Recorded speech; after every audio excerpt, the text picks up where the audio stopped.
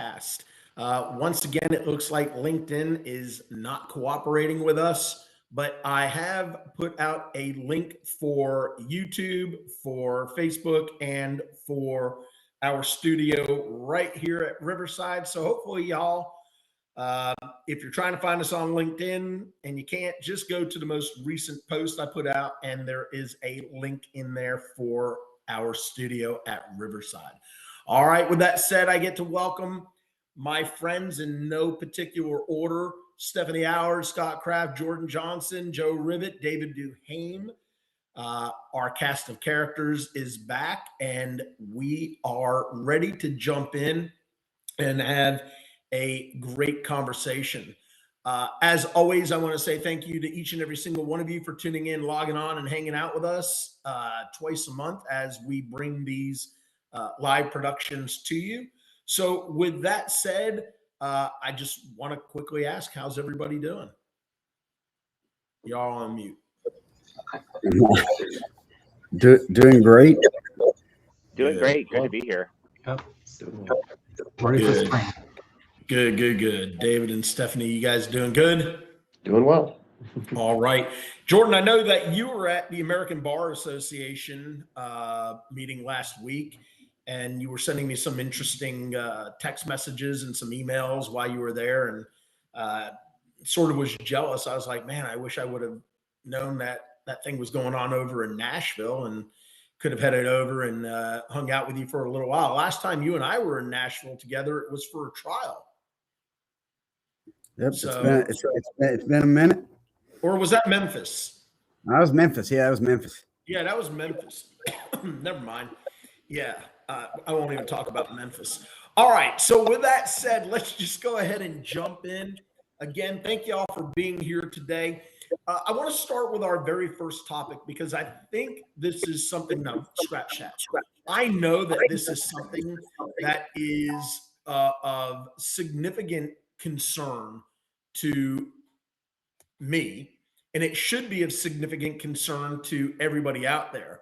And that is the continued use of cell phones by providers who are sending text messages to patients, sending them to other physicians, sending them to their staff, and the risk that that poses. And as a matter of fact, Jordan, you sent an article that was written by an organization that really started to ask the question, is texting orders illegal? So let me pause and let you kind of take that on. Oh, absolutely. So 2018, CMS had a prohibition prior to 2018 that there was basically nothing to be sent through text message. And so recently what came out is the American Medical Association and CMS have now really flipped that and said, okay, texting medical orders is absolutely now it's going to be allowed. But what they said was under strict conditions. Obviously, they prefer the computerized provider order entry. That's the method of choice they prefer. The problem is when you open this door, to your point, it says only if what's going to be permitted is the use compliant secure texting platform. And that where that really opens the door is they're banking on the guardrails. But those of us that have done the audits and been in clinical practice, I can tell you that there are certain programs like Tiger Connect that some docs use. There's Haiku. There's some other ones. But for the most part, a lot of doctors and clinical staff do exactly what you said. They still use their, cell phone, whatever the text messaging service is. And they're not concerned about a BAA and the company, whether or not it's secure. And so, they're saying that, texting should not be part of the primary workflow, but it's definitely acceptable if it's done over this secure platform. And so the question then is, what percentage of people are actually using a secure platform? Who's actually going to police it? And, is there even an audit trail for this, and how will this work? But I think it definitely opens up the conversation because it's, with HIPAA being closely looked at and in revision, this takes on a pretty pertinent topic right now, since everybody has a cell phone in their hand. Yeah, and you bring up a really interesting point because, and obviously, you and I can't give away anything that we talk about in committee and stuff like that. But you and I are both sitting on an HHS committee that we've been appointed to by the secretary. And it's interesting because we have our first public hearing coming up Thursday this week, the 16th. And, HIPAA is the core issue that we will be discussing in committee. Again, can't get into it. If you're interested to hear what's going on, please join the NCVHS meeting at 5:30 on April 16th, and you will be able to listen to what is discussed amongst the committee. Tim Noonan, who is, I believe, the Deputy Director for the Department of Health and Human Services Office for Civil Rights, and the head of the HIPAA division will be there as well. But, I kind of want to shift it over to Joe for a minute, if I can, Joe, because, we're talking about something that went from an absolute no to, well, it's sort of going to be permissible, but you got to get onto a platform and you got to ensure the platform is secure. But who's going to secure the platform? Is it 264-bit? Is there some level of new encryption? To Jordan's point or the article's point, who's going to monitor that? Is it going to fall under the new enforcement jurisdiction of the Office for Civil Rights? Question to you: if you're advising a physician, what's the advice? Yeah, so all good questions. I think this is where regulations don't keep pace with technology to some extent.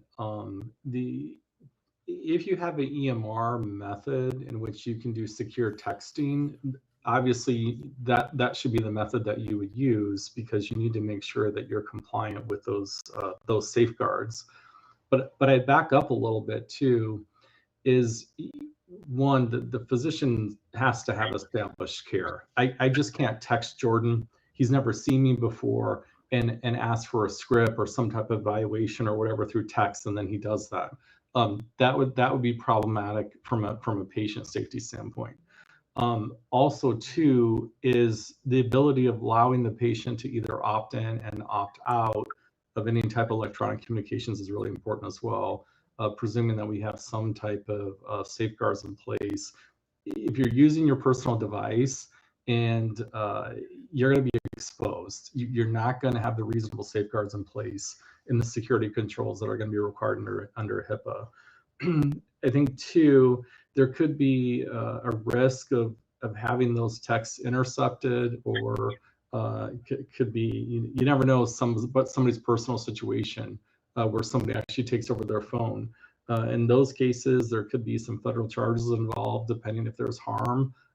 There could be negligence, and then also from an unprofessional conduct standpoint, you can have a licensing issue. So proceed with caution. I think we probably do need to have texting to some extent, but just through what platform, frankly. Yeah, I think that's a great point. I'm not a fan of text. I have to do it because it's a necessity, right? Because there are times where, for example, I may be sitting in the middle of a meeting, or Joe's in a meeting with somebody else, and without being disruptive with the phone ringing, I can send something, even if there's a silent notification turned on, where it will prompt Joe or David or Scott or Stephanie or Jordan to say, hey, the idiot saw that your silent notification was on, but Sean still sent you a text anyways. Do you want to read it? And the good part is, it can be discreet if you want it to, but I think because of the day and age that we live in right now, texting has become almost an absolute necessity. Unfortunately, I don't know. I kind of miss the days where you picked up the phone and you called somebody and you talked to them on the phone and you said, hey, how are you? What's going on? Because so much gets lost in translation. I think that's the other thing that I want to go to as well, because, Stacy and Scott, you have worked with me for decades, Stephanie really about a decade, right? Scott, you and I have been together for 2.5 decades. You know, we work together, sharing clients that we are doing compliance work for. And there seems to always be a situation that arises where somebody lost their phone, somebody's phone got hacked, somebody's child posted something to Facebook or to X or to some other platform that they found on mom or dad's cell phone in a text message. I mean, you know, what kind of practical advice are you giving to clients to be able to say, listen, from a compliance perspective, because we're not attorneys, from a compliance perspective, this is what you got to be aware of. Stephanie, let me start with you first, and then Scott, I'll come to you. So this is bringing to mind actually the confusion that still exists in platforms in relation to telehealth. And I say that because just last week I was asked a question where the provider is calling the patient and then wants to know, okay, well, how do I bill for this? So the first question I ask is, what platform are you on? And they're like, well, what do you mean platform? And there's this total digital confusion around what everything looked like pre-COVID, where yeah, you could pick up the phone and call and say, hey, you had normal results. That was it. It was usually done by the nurse. Now we have providers wanting to pick up that phone, call somebody because they left a message that they need a prescription, this and that, and they just want to call and talk about the whole thing over the phone and bill for it that way. So with this discussion, what I'm hearing is that there's going to be even more confusion because with the question of the platform, my next thought is, okay, is that platform integrated into the EMR system? I think Jordan, you had mentioned, how do we even see the order? How is that going to be recalled? And, that would be a main question.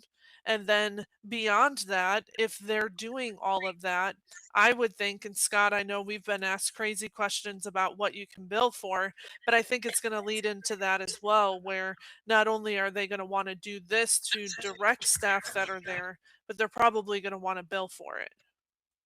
So Oh, hey, Scott, not to cut you off because this is going to lead into what you're going to say, I think. But Stephanie, to your point, it says that they still want them entered in the medical record. So then who's the liability on? If I took the call or the text, and it was my job to put that in that EMR and I got busy and didn't put it in, then I'm very curious, Scott, what we think about advice on how we get that liability. I mean, where does that rest?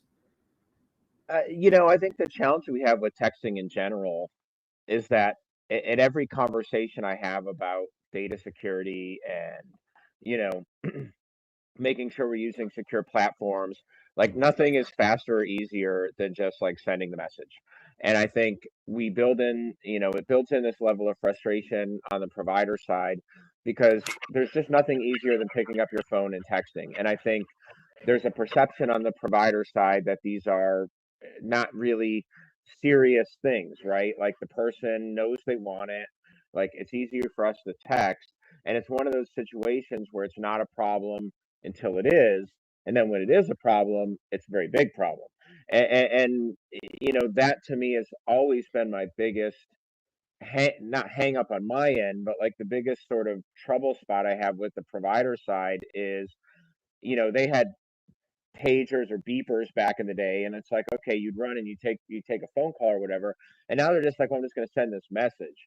And I think I remember working with a provider once who literally told me, like, I will go out of business if I can't text. Like it was concierge practice, very affluent, like patient base. And he was like, look, I get what you're telling me, but like if I can't text, like I'm not gonna have a practice. And so it's hard to get that message through to me in that way or get it through to them, and then let alone when you've got to relate it back into the record down the line. Yeah, I agree. I think the most important thing, and Joe, I come back to you on this one. And David, I'm not excluding you from this, but this is kind of a side conversation because I'm going to get to you pretty heavily here in a moment. But Joe, I want to come back to you for just a moment because, for me, when, as I'm listening to Jordan, Stephanie, and Scott, and my hamster jumps back on the wheel and starts circulating to give some energy to the brain here. To me, I think the most important thing becomes the development of a pragmatic policy and a requirement for providers and other individuals that have access to clinical information to sign an attestation on behalf of the organization that they understand it is the organization's position that we discourage the use of non-secure transmission of protected health information. And you can list all of the practical reasons why. But at the end of the day, we're an organization and we have a right to be able to say, don't do it. We think it's bad. And if you get caught doing it, it could lead to disciplinary action, including and up to suspension. However, we understand that there are state laws, there are federal laws that are being kind of cooked up or what have you to put certain parameters in place. And we expect that even though we don't like it, if you're going to engage in those activities, you must be aware of what those statutes, acts, laws, regulations actually are. And I would avoid personally putting in best practices because best practices amount to nothing, right? It's just somebody's opinion that says, I really think this is the best way to do it.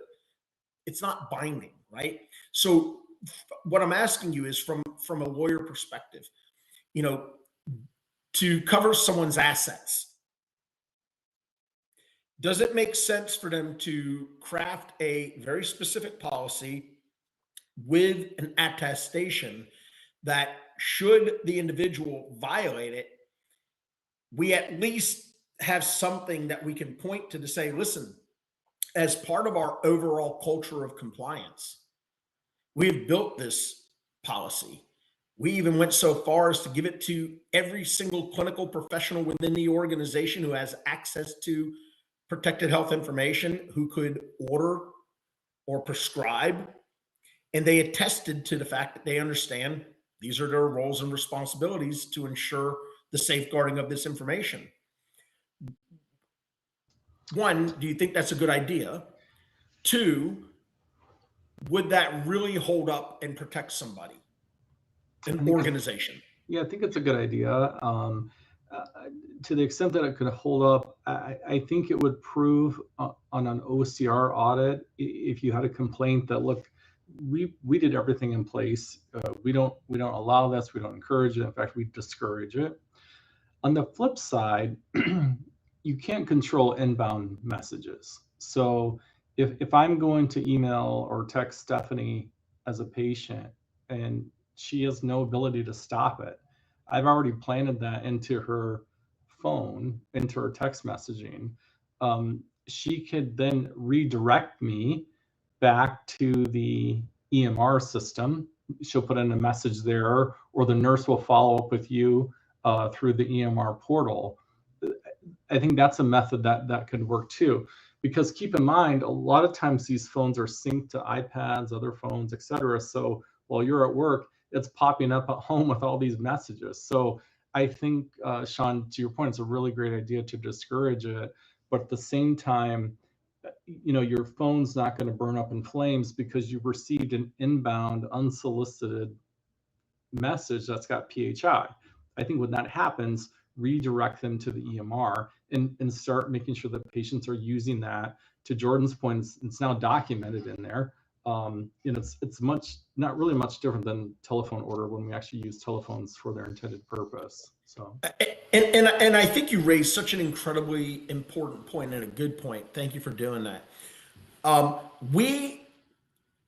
We can't control when a patient sends an unsolicited text message, or they send an unsolicited email, or they send an unsolicited message through a portal. as a new patient, right? We haven't accepted them yet, but they've said, hey, my name is Sean Weiss and I want to be seen for an X, Y, and Z issue. I've had MRI, CT, PET scan. I've had all these lab tests, I've had my results, blah, blah, blah, blah, whatever it is. We can't control unsolicited messages coming to us. And I think that for me is a differentiator. And maybe one of the things to consider putting into an effective policy would be to say, we do not initiate text messages from our organization to patients. Maybe that's the way that we kind of curb that behavior, because, a physician can come back, or an NP or a PA can come back and say, hey, I just responded.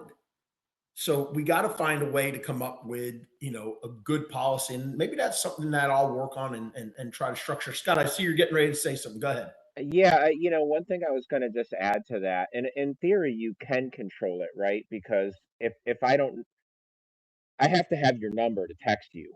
I have to know how to reach out to you, and I could probably find it. But like, one of the things that I think about is just taking personal devices off the board entirely, right? I think it's very important, because patients can't violate HIPAA, right? Providers can violate HIPAA, covered entities can violate HIPAA. And so when you take personal devices off the board entirely, one of the things I think about is like, when I'm using a personal decision matrix of my own, right? It's like, what's on the board and what's off the board. And so if you come to me as a provider and you take personal device use off the board in terms of communicating with patients, you've taken a pretty big step in terms of like mitigating your risk, to me, because now the provider has to say, well, wait a minute, right? It's not a question of, can I send this? Should I send this? How do I manage this? I just can't use this device for this purpose at all. And that, to me, is like a prudent step. And that may be more important of a step, because I know it says in there, when the AMA and CMS did that it should be for limited or urgent cases only. Well, here's the problem. That's a pretty subjective term, because what's urgent and limited for you very well may not be for me. And so you've really opened that up when you say, I'm only going to use this when it's an urgent case or on a very limited basis. The famous subjectivity of those words in regulation, right? Like, what is urgent? And as a patient, if my pain level, as a male patient in particular, if my pain level goes above 4, it's urgent. Absolutely. All right. Well, listen, I think we kind of beat that horse into the ground, and I would say to our listeners, stay tuned. We'll have more information on this for you as it evolves, and I think I'll work with my good friends here on the panel, and maybe we could come up with something that is pragmatic that we could put out as a template and let you all kind of, make it your own. All right. With that said, I want to switch to the next issue, which I think is as critical of an issue, and maybe to some of you even more critical, and that is what's going on in the world of prepayment reviews. We have prepayment reviews not only from the federal payer programs, including Medicare, but we have commercial prepays, which I believe, to some respect, are actually more aggressive through the special investigative units than what we're seeing at the federal or even the state level with Medicaid. So, Stephanie, let me start with you, because I know you and David have really been dealing with a lot of prepayment issues, and I want to kind of go through it. One, what you're seeing as a regulatory compliance expert and auditor handling these prepayment reviews, and David, from your perspective as the former head of a ZPIC and the UPIC, really what's driving these prepayment reviews? So one thing that, I think is interesting, and to your point, Sean, about the commercial payers, it's very frustrating because we don't have set rules that are being followed across the board or even within one of these divisions.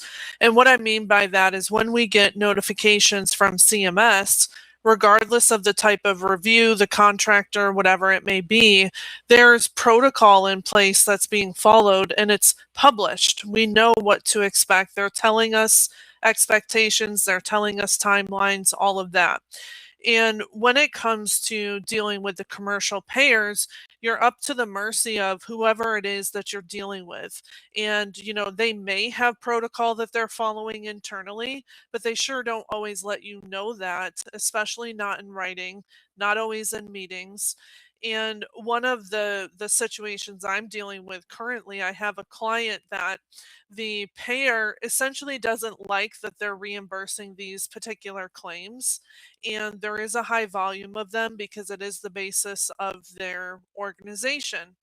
So, what they've been doing is they've placed them on prepay review, and they have had multiple meetings with them to go over, what's documented, what should be billed.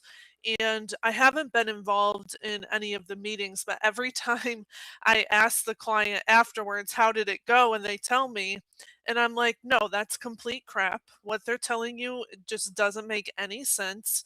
And they're just putting them through this process over and over again because they don't like that they have to pay the claim. But here's the caveat: they have no policy for or against the service that's being billed.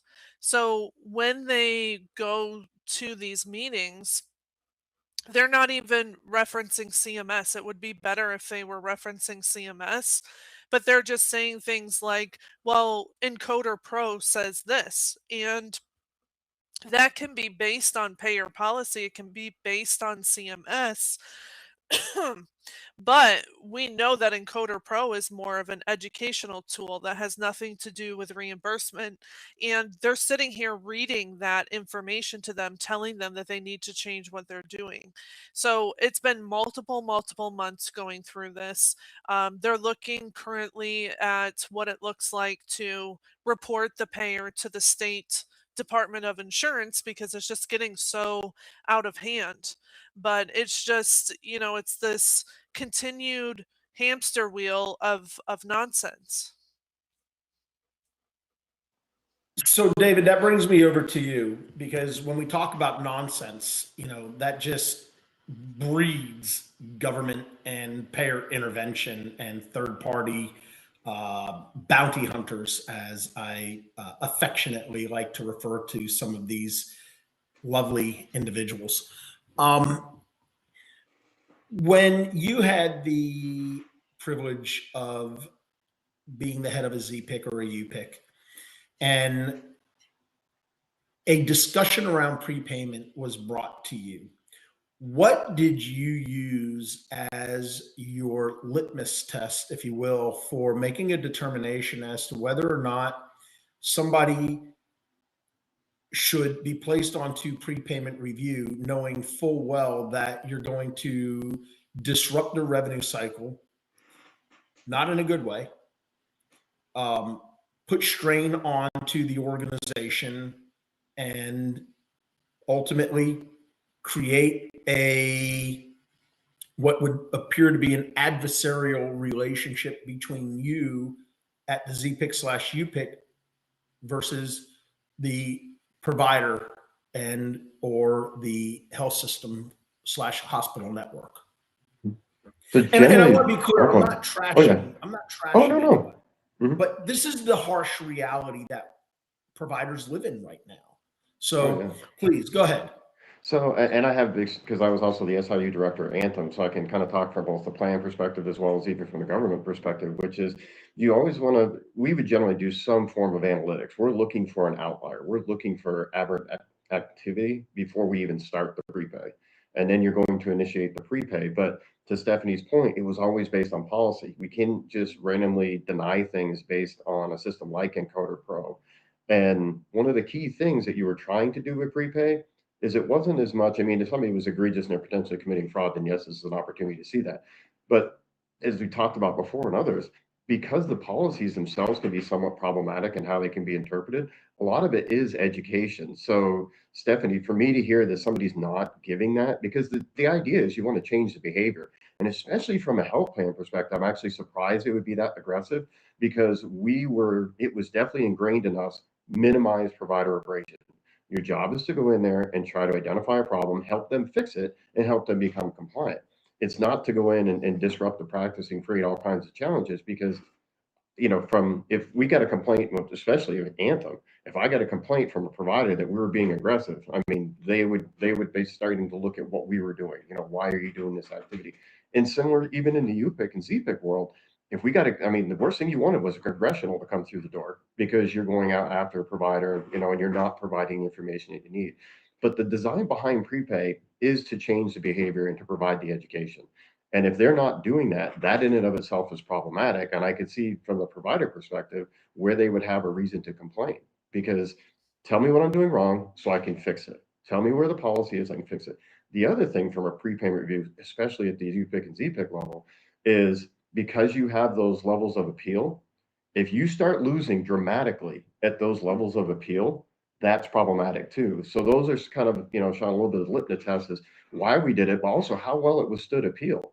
If we were going to appeal and we're losing 60, 70%, we're going to stop that prepay, because that's negatively impacting, our potential contract review and things like that, because we're not following the policies correctly. Let me ask you a quick question on that. And Stephanie, I'm going to come right back to you. Because I think this is a huge question. And Joe, you're probably going to want to jump in on this one as well. So the UPICs love to use reopening for good cause. Okay. Mm-hmm. And if you look up what good cause is under, 42 CFR, blah, blah, blah, blah, blah, it kind of gives you some understanding of it. But again, it's written in jargon that doesn't always line up with practical thinking. So we're seeing a lot of reopenings, and I'm not going to get into the specific type of case where I'm seeing it, because I don't want to give anything away. But what I will tell you is we're not seeing prepayment reviews on this specific topic. What we're seeing were originally outright denials that were in violation of the actual LCD itself.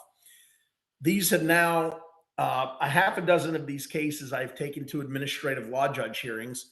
We've prevailed on all 6 that we have gone through so far, even so far as the AdQuick asked for a secondary review by another ALJ at OMA, who reaffirmed the first judge, which I think is a really bad sign for the quick. What gives a nurse reviewer that level of authority to unilaterally make a determination of reopening for good cause without demonstration of actual good cause, and also the ability to put somebody onto a prepay review? So again, when we're looking at the cases, a lot of, like I said, we'd use the analytics, we'd look at that. You would do potentially a post-pay first and then go to the prepay based on what you found in the records. So you do have the ability, and again, you do have to show just cause as to why and why you wanted to do these things. But generally it was either, and it could be based on a complaint too. You might have got a complaint in, so you opened it up because of a complaint. But usually it's a complaint or some form of analytics that you're looking at to say, this is why we want to do maybe a probe sample first, and then we're going to go ahead and put them on prepay based on what we found. Stephanie, I just saw a really interesting situation, and it's a case that I'm going to be working on here at some point. So there is, you know what, I'm going to refrain from even having that conversation, because one of these elements is too important and I don't want to have it come back and bite me. Stephanie, go ahead. You were going to bring something up just a moment ago, please. Yeah. And then I want to come to Joe real quick. So to David's point, one thing that has been frustrating in the process that I'm currently dealing with is that the payer is claiming that they're going to have these education sessions, and every time they'll say things like, well, there's other conditions that would be more appropriate, or what you're doing would support a different CPT code. And the problem is that with the type of service that's being done, it's limited that that practitioner cannot bill E&M services. They can't just bill things across the board like a physician or APP. So that's not even true. They keep just skirting the line. And it's just funny because they have no policy specific to the service, but they do mention similar services in a preventative service policy. And they refuse to acknowledge that policy that's in writing, but still do not show them another. So it's a downfall of whatever department this is, because I know that this is not the directives that these people are typically being given. But it's just so glaringly frustrating that they're even having to deal with this. And they've been on prepay for almost a year, I believe. So this has really impacted revenue. So, Joe, let me come to you because you do a tremendous amount of administrative proceedings.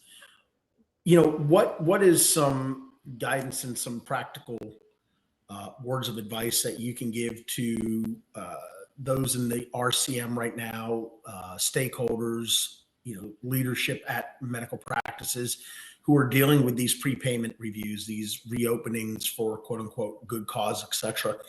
What are you recommending, and how would you tell them to proceed? So, I mean, these are going to be very fact specific, but documentation is going to be critical. So to David's point, I can't just go to David as the, head of the contractor that's doing this and just say, hey, this is problematic. I mean, he's going to want to see actual evidence of what the issues are. So keeping documentation is really, really critical. And I think Stephanie pointed out some good pieces here, which is they're inconsistent. They're claiming that some of these things are educational letters. They're really not. But even backing up, Sean, to your earlier point, you can't just reopen these, and that goes on both sides. So whether it's on the contractor side or on the provider side, it's very narrow under the statute as to how you can get these reopened. So it's either going to be new material or evidence that wasn't known at the time of the original determination or decision of that particular claim, or there was some obvious error. That's it. So how they're breaking these open so liberally is really kind of concerning because they wouldn't be reopened. My guess is if it was a provider. So I would just keep really detailed documentation. I have one now, kind of in this very, very similar state, and documentation is incredibly helpful. But I will say that there's no magic out. Once you're in these prepayment reviews, it's kind of like a bad fungus. It's hard to get out of them. You can, it just really takes a while. So yeah, and that's the difficult thing. You raised a really good point because you really have no course of action when you're in a prepayment review. See, it's not like a post-payment review, where, you can appeal it and, you have X number of days based on the program integrity manual and the guidance that's out there. Now, what's in your contract with the commercial payers is going to be different. But, under a prepayment review, you have no rights, and it can run, in perpetuity if they want it to. And there's zero recourse, that you have other than to, appeal back to the Centers for Medicare and Medicaid Services, kind of raise a stink and say, hey, we've been in this thing for 90 days. We've been in this thing for 120 days. We're getting our payments, it's just delaying everything. Our documentation is good. There's no adverse events that have transpired. Take us off a prepayment review. I mean, really, that's, Joe, if I'm hearing you correctly, in my knowledge of the area is that's the best that you can really do is to plead your case and throw yourself at the mercy of the entity doing the prepayment review. If you have a high overturn rate, it's important to challenge all of these.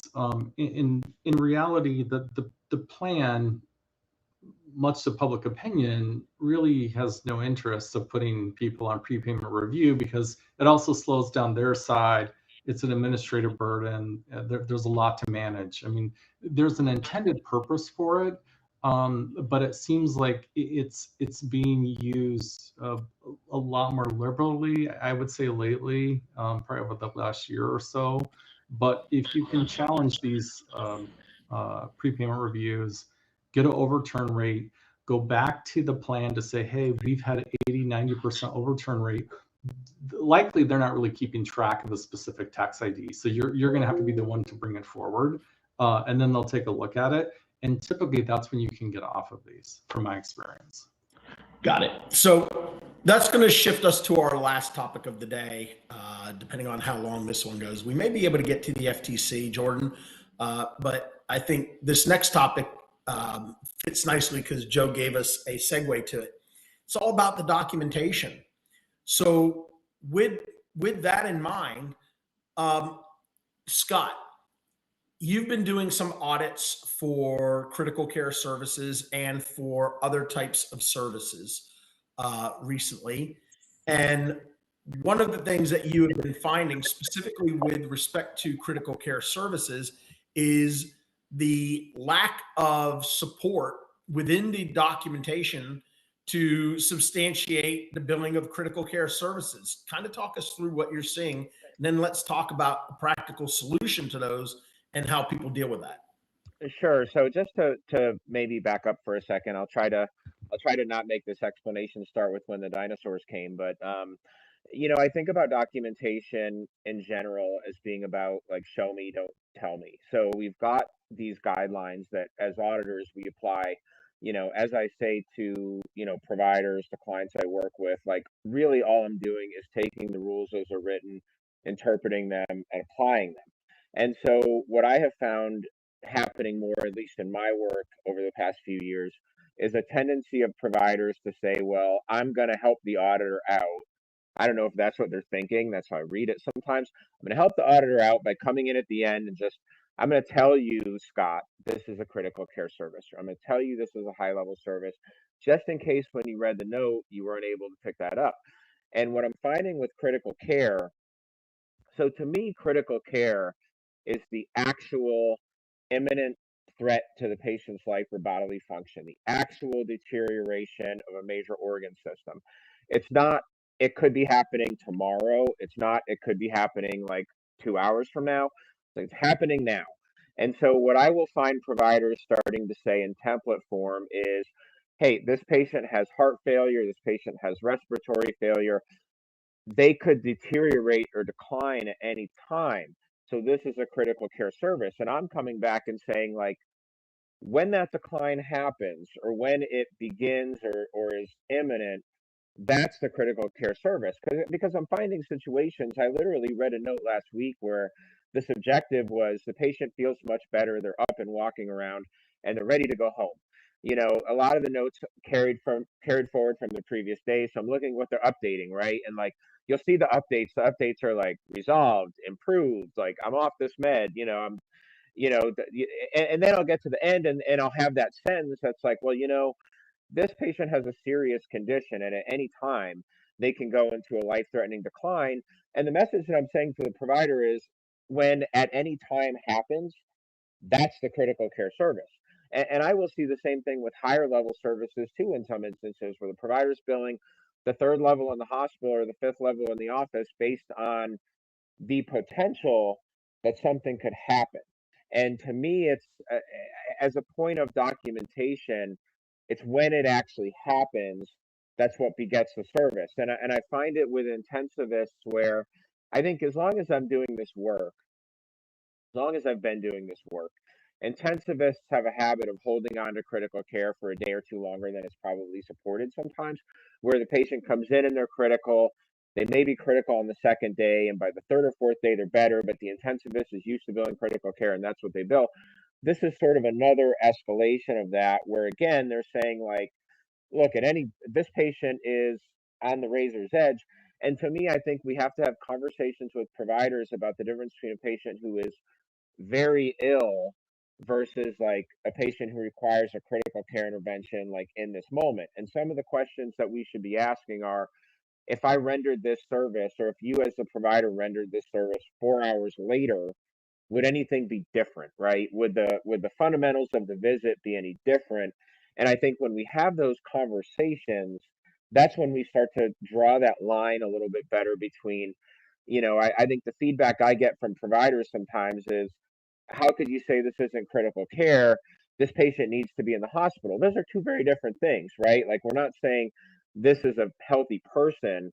And I think we need to draw that distinction sometimes when we audit, or when we educate providers about, you should show me through the note the criticality of this person. And when you do that, I don't need you to come in at the end and tell me, right? Like, I know, and I think it's just something that's been sticking with me because I see it more and more. And I think it's a sort of end around the documentation guidelines in some ways. And I personally am not, I don't accept those statements, right? And so I'd be curious to hear other perspectives on that. I think it's an interesting point. I would add, Scott, too, that I would see intensivists, maybe even the hospitalists, if they round in the unit that says critical care, rounding in the unit alone does not mean critical care. You should not be billing a 99291, 99292. To your point, if we're standing there with our hands up and we're doing nothing, and there's imminent threat to life, limb, or organ failure, then that's a critical care moment, but not your daily rounding on those patients. And we would actually do a lot of analytics on the payer side when I worked on the health plan side of what you just said, where the doctors are hanging on a little too long for these. We cut it off at 3 days. Anything over 3 days, if Dr. Kraft was seeing that patient beyond 3 days, chances are it really wasn't critical care. And that's what we would find more times than not. So. Yeah, Stephanie, I want you to please jump in on this as well, if you would, because you're as prolific an auditor as Scott, anyone I really know, and I'd love to get your take on some of this as well, sort of what you're seeing and how it's playing out. And Jordan, listen, you're dealing with this stuff in oncology on a daily basis as well with providers. As a matter of fact, we have a very important meeting later this afternoon with a new group that we're doing compliance work for. So let me get to Stephanie first, and then I'll come back to you. Yeah, so one of the biggest things that I see is similar to what was brought up, where there's this misunderstanding that based on specialty, unit, where the patient's located, all of these things, that we automatically have critical care, which just isn't the case. And it's a couple of different things. If it's a scenario that fits critical care, but I can't see it in documentation, it's often due to the fact that there's just not enough focus on that bridge between the clinical side and the coding side. And that can happen in teaching facilities when we have residents, fellows involved, not really understanding the providers typically think critical care for coding means just putting a total number of minutes and saying that it's critical care and that's it. And that's where we have a lot of issues, to Scott's point, where we'll look at the note and patient has no complaints, nursing has no complaints, exam is showing the patient's doing really well, they've been extubated, they're working towards discharging out of the unit, but yet everything's still critical care. So there's a lot of misunderstanding that continues to take place, and it absolutely does not hold up in external audits. We've seen that over and over again. Well, and I think to me, when I approach critical care, it's one of the hardest things as an auditor in some ways, because there's this clinical nature to it that as a non-clinical auditor, I have to make sure that I'm on top of, like, I'm not automatically going to say it's not critical care. I have to read the note very carefully. I need to research whatever I need to research about the patient's condition. But at the end of the day, to me, a critical care service relies on an inherent instability in the patient's overall clinical presentation at the time of the visit. If the patient is very ill but stable, then it's not critical care. It's just, that's why we have like a level 3 service. And I think sometimes when we go to the provider and we say, well, this doesn't meet the parameters, I'm always careful to say, like, in my notes, I don't say, well, I don't think this is critical care. I'll say this does not meet the critical care guidelines as defined, by the CPT. And the provider automatically will sometimes assume that I'm saying, well, they can't bill anything. And it's like, no, no, no. Like, we have level 3 services for very sick people who do not require the timing or intensivity of services that's associated with critical care. Again, it all comes down to, in my opinion, and I'm making it very simple, and then Jordan, I want your take on this. It all comes down to the documentation. What plays in your mind, what transpires between yourself and others that you have conversations with, for the most part, are irrelevant when it comes to remuneration. What it boils down to is what's written in the progress note, what's written in that operative report, what's written in that procedure note, what's written in that infusion note, whatever type of service note that you're creating. And without that documentation, you don't stand a fighting chance, because document is king when it comes to getting paid. But more importantly, hanging on to that money during an audit. See, to me, getting paid is really the simple part. Right? It's hanging on to it when somebody's interested in getting it back. All right, Jordan, I'm going to give you the last word on this thing, because you have been spending a lot of time at the different ABA meetings, at different, meetings across the country. And I know you're dealing with this stuff on a daily basis. So giving you the last word, my friend. No, absolutely. And I think you're 100%. Everybody's right here. I think there's just this gap where we still see, at the end of the day, it is about the documentation. It's about hanging on to the meeting, or hanging on to the money, and the decisions you make today, whether or not you're paid, it's not the end of that day. They still have years later that these things can be looked at. And oftentimes we hear, well, it's not a big deal. It's going to be, it's defendable and defensible. I hate when people throw those two terms around, because sure, it may be defendable and defensible, but how much money are you going to have to spend for it to be defendable and defensible? And I think, to your point, it all goes back to doing it right, setting the stage with your documentation, making sure it's there, making sure everything's done to where you don't have to be. I feel like a lot of people probably look over the shoulder, and that's the worst thing you would have to, the worst place you could possibly be.